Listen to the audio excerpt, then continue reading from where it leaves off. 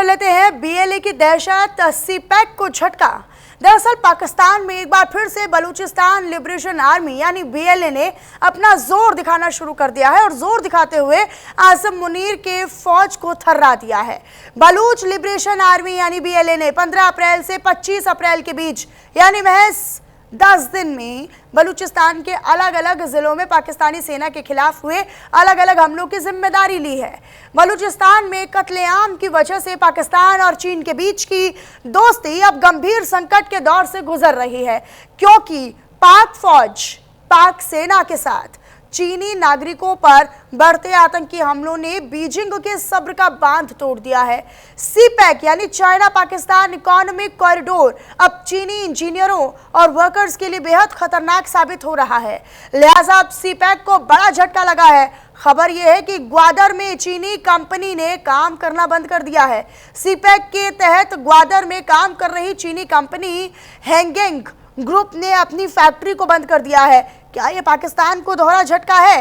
Report देखिए, फिर इसी पर मेहमानों से करेंगे चर्चा।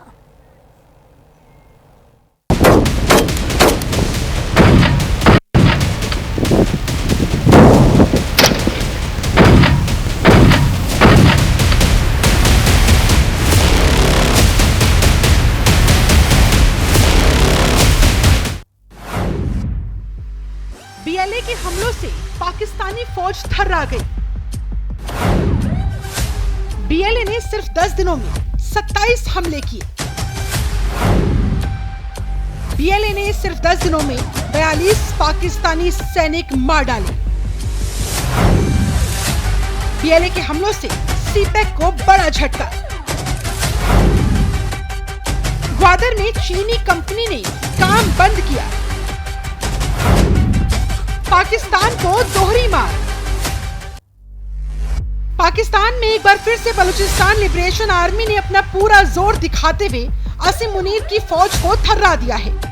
बलूच लिबरेशन आर्मी ने 15 अप्रैल से 25 अप्रैल के बीच बलूचिस्तान के अलग अलग जिलों में पाकिस्तानी सेना के खिलाफ हुए अलग अलग हमलों की जिम्मेदारी ली है। साथ ही दावा किया है कि इस दौरान पाकिस्तानी सेना के 42 सैनिक मारे गए, कई सैनिक घायल हुए और एक सैनिक पकड़ा भी गया।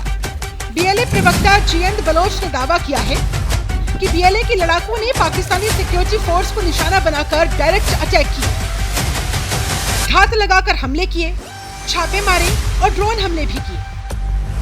पाकिस्तानी फोर्स की कई पोस्ट पर कुछ समय के लिए कब्जा तक जमा लिया गया। लड़ाकों ने 25 अप्रैल को खुजदार के जवाह इलाके में पाकिस्तानी मिलिट्री काफिले पर हमला किया। विद्रोहियों ने सुराब में पाकिस्तानी फोर्स पर घात लगाकर हमला किया। 19 अप्रैल को पाकिस्तानी सेना के काफिले और चेक पॉइंट्स पर कई हमले किए गए, जिसमें कई जवान मारे गए और कई घायल हुए। बलूचिस्तान में कत्लेआम की वजह है पाकिस्तान और चाइना के बीच की दोस्ती, जो अब गंभीर संकट के दौर से गुजर रही है, क्योंकि पाकिस्तानी फौज के साथ चीनी नागरिकों के बढ़ते आतंकी हमलों ने बीजिंग के सब्र का बांध तोड़ दिया। सीपैक अब चीनी इंजीनियर्स और वर्कर्स के लिए बेहद खतरनाक साबित हो रहा है। बलूचिस्तान लिबरेशन आर्मी यानी कि बीएलए सरकार को निकम्मा साबित कर रही है। बीएलए सीपैक का विरोध करते हैं क्योंकि उनका मानना है कि चीन उनके संसाधनों का फ्री में दोहन कर रहा है और इसका लाभ वहां की जनता को नहीं मिल पा रहा।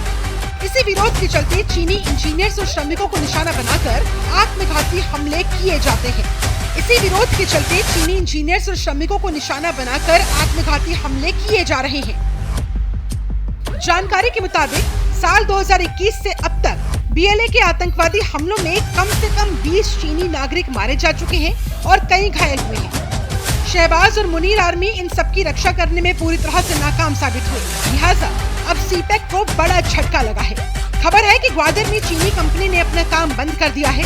सीपैक के तहत ग्वादर में काम कर रही चीनी कंपनी हैंगेंग ग्रुप ने सिस्टम में अनिश्चितता और ऑपरेशनल दिक्कतों के चलते अपनी फैक्ट्री को बंद कर दिया। एक्सपोर्ट मंजूरी में देरी और भारी नुकसान भी इसके पीछे की वजह बताई जा रही है। अब इस कदम से पाकिस्तान के निवेश के लिए माहौल और ग्वादर प्रोजेक्ट पर सवाल उठने लगे हैं।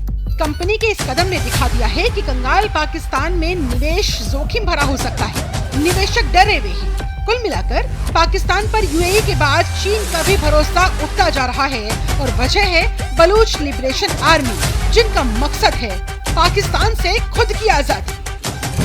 Bureau report, news India. इसी मुद्दे पर हम करने वाले हैं चर्चा। हमारे साथ कुछ खास मेहमान जुड़ रहे हैं, आप सभी का तारुफ उनसे बिना देरी के करवा देते हैं। हमारे साथ मेजर जनरल रिटायर्ड ध्रुव कटोच जी हमारे साथ जुड़ रहे हैं डिफेंस एक्सपर्ट के तौर पर। अहमद मस्ती खान जी हमारे साथ सीनियर बलूच जर्नलिस्ट तौर पर जुड़ रहे हैं और आउन शेर जी हमारे साथ जुड़ रहे हैं सीनियर जर्नलिस्ट पाकिस्तान से सीधे तौर पर। और आप तीनों का मैं स्वागत करती हूं, लेकिन शुरुआत मैं अहमद मस्ती खान जी आप ही के साथ करना चाहती हूं। ये जो बलूच आर्मी अब दावे कर रही है कि हमने यहां हमला किया, हमने वहां हमला किया, 10 दिन में 27 ऑपरेशंस का दावा और 42 पाक सैनिकों के मारे जाने का दावा, इस पर क्या कहेंगे? क्योंकि पाकिस्तान तो फिलहाल कोई कंफर्मेशन, कोई इसको लेकर आधिकारिक तौर पर कोई बयान नहीं। नमस्कार, आपका बहुत बहुत शुक्रिया। देखिए, सबसे पहले तो मैं सलाम पेश करता हूँ शाह करम शहीद को, आसिम शाहवानी शहीद को, ग्वाराम बलोच शहीद को, जिन्होंने अपनी जानों का नजराना पेश करके अपने मादरे वतन के लिए अपने कौमी परचम को बुलंद किया। पाकिस्तान के फौज को समझ जाना चाहिए कि बलूचिस्तान का मतलब बलूचों की सरजमीन है। ये बलूचों की सरजमीन पे बंदूक के जोर पे, टैंक के जोर पे, एयरक्राफ्ट के जोर पे नहीं आ सकते हैं। ये हमारे कौम ने फैसला किया हुआ है। ये हमारे ऊपर लेबल लगाते हैं फितनाउल हिंदुस्तान और ये वो, इनको जानना चाहिए कि ये जो तहरीक है ये एक शऊरी तहरीक है। इसमें जो शाह करम शहीद हुए ये कायदे आज़म यूनिवर्सिटी के ग्रेजुएट थे। हमारे पीएचडी, हमारे एमफिल, ना सिर्फ नौजवान बल्कि महिलाएं, वो अपनी जानों का नजराना अपने वतन की आज़ादी के लिए पेश करने को आज तैयार हैं। उसकी वजह यह है कि पाकिस्तान की जो फौज है वो दरअसल अमेरिका की दलाल फौज है। अच्छा। वो जो है वतन फरोश फौज है, वो जमहूरियत का दुश्मन फौज है। हाँ। वो ऐसा फौज है जो अपने ही मुल्क के वजीर आजमों को फांसी के घाट चढ़ाता है, उन्हीं को जो है जेल में बंद करता है। अब सीपैक को लेकर, इस कॉरिडोर को लेकर तो पाकिस्तान की मुश्किलें बढ़ गई हैं। मैं आऊंगी अहमद मस्ती खान जी आपके पास, लेकिन मैं आउन जी के पास रुक कर लेती हूँ और उनका एक रिएक्शन ले लेती हूँ। आउन शेरा जी, फिलहाल सीपैक को लेकर जो आपका बड़ा विजन है, चीन पाकिस्तान इकोनॉमिक कॉरिडोर, अब चीनी कंपनी ने तो अपना काम बंद कर दिया है वहां पर। भाई बलूचिस्तान आर्मी जो है वो लगातार अटैक कर रही है। बलूच आर्मी तो बिल्कुल नहीं चाहती, बलूचिस्तान तो बिल्कुल नहीं चाहता है कि भाई आप वहां पर इस प्रोजेक्ट पर काम करें, जो कि वो कामयाब हो रहे हैं। आप पर लगातार हमले हो रहे हैं। देखिए, ये बड़ी एक इंटेलेक्चुअल किस्म की बहस है जो हमने करनी थी, लेकिन जिस तरह का आपने इंसान बिठाया हुआ है, जिसको उर्दू नहीं आती है, जिसको ये नहीं पता कि ख्वातीन कहा जाता है, महिलाएं, भारतीय जबान बोल रहा है और बलूचिस्तान को रिप्रेजेंट कर रहा है, मेरे लिए तो बड़ी हैरान कुन बात है। अगर आपने किसी को बिठाना तो बलूचिस्तान के प्रॉपर जो बात करने वाले लोग हैं उनको बिठाएं तो ज्यादा बेहतर है। जहां तक आप इस कंपनी की बात कर रहे हैं तो आपकी इंफॉर्मेशन पुरानी है। मैं जरा अपडेट कर दूं, इस कंपनी के ऑफिशियल ट्विटर हैंडल पे जाएं और इस कंपनी ने अभी जो 4 घंटे पहले ट्वीट किया है जरा वो देख लें, तो मेरे ख्याल में आपकी आंखें खुल जाएंगी। और मुझे आपसे वैसे कोई गिला भी नहीं है, भारतीय मीडिया हमेशा से ये करता क्या ट्वीट किया है बताइए ना, क्या ट्वीट किया है? मैं बताता हूँ, वही बता रहा हूँ, मैं बता रहा हूँ ना। आप बहुत अच्छा तो ये है कि आप अपनी टीम को कहें कि जो अभी उन्होंने दोबारा ट्वीट किया है उसकी स्क्रीनशॉट, जिस अंदाज में आप पहले वाला ट्वीट चला रहे हैं वो चलाएं। ये होती है असल में सहाफत जो आपको करनी चाहिए। जो नहीं कर रहे तो मैं आपको बताता हूँ उन्होंने क्या ट्वीट किया है, मैं आपको सिखाता हूँ सहाफत किस तरह की जाती है। अच्छा, उन्होंने सिखाइए, किया है, उन्होंने आप सुन ले, ये जो आप बहरूपिये बलोचिस्तान का रंग दे के ये बलोची है या बलोच है और ये बहरूपिये बिठाते हैं जो आपको नमस्कार और मेरी लाइन कह रहे होते हैं, जिनको कौन असली है कौन बहरूपिया है, आप नहीं बताएंगे कि कौन असली है कौन बहरूपिया है। नहीं, ये जर्नलिस्ट के भेस में आप भी बहरूपिया ही हो सकते हैं, जर्नलिस्ट के तौर पर आप भी बहरूपिया ही हो सकते हैं सर। ये फिर आपने हायर किए होंगे, नहीं नहीं, यहाँ पर बैठा कोई मेहमान किसी के रूप में बहरूपिया नहीं है। नहीं बिल्कुल नहीं, ये आप नहीं नहीं, ये आप नहीं नहीं, ये आप सही नहीं कर रहे हैं ना सर, आप किसी को इंसल्ट कर रहे हैं, आप किसी को इंसल्ट कर रहे हैं। आपको इज्जत फरमाई जाती है, आपको इज्जत के साथ यहाँ पर बुलाया जाता है, इसका मतलब ये नहीं है। आप अपनी बात रखिए बस, हाँ अपनी बात, ये मत बताइए कि कौन बहरूपिया है।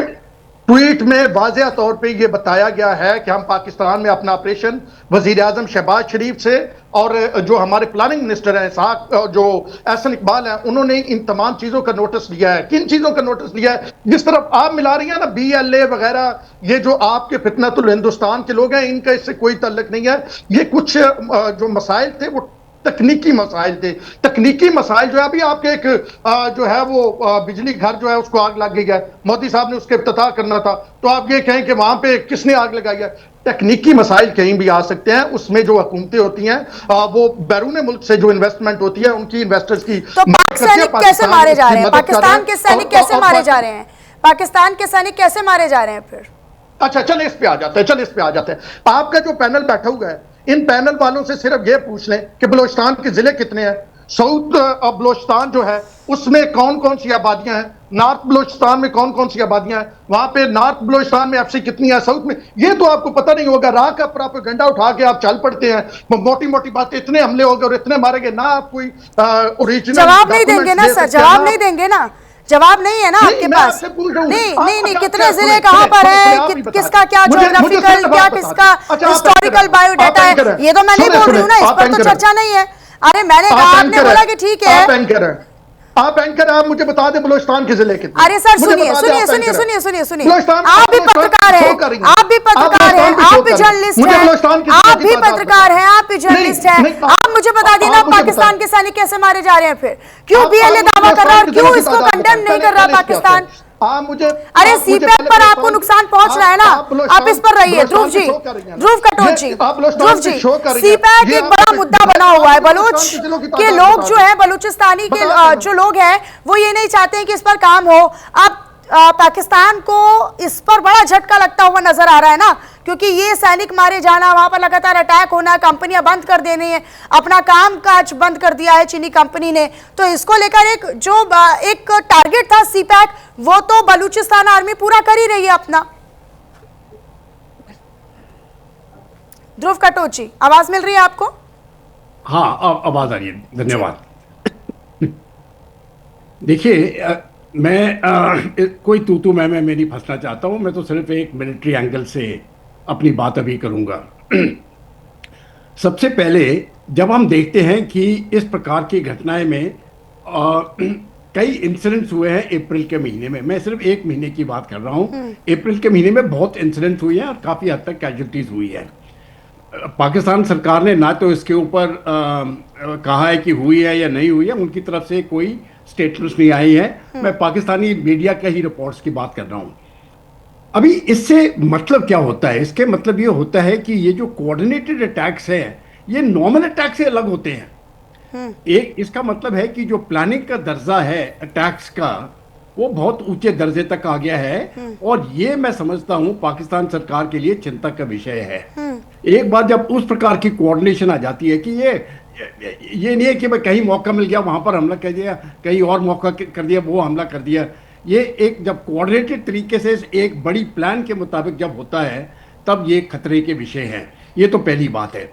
दूसरा, ये क्योंकि ज़्यादा इसमें प्रॉब्लम ये आ जाता है, खास करके पाकिस्तान सरकार को, क्योंकि सिर्फ बलूचिस्तान में प्रॉब्लम नहीं है, इनका प्रॉब्लम तहरीक-ए-तालिबान पाकिस्तान से भी है, खैबर पख्तूनख्वा में, और अफगानिस्तान के साथ भी है।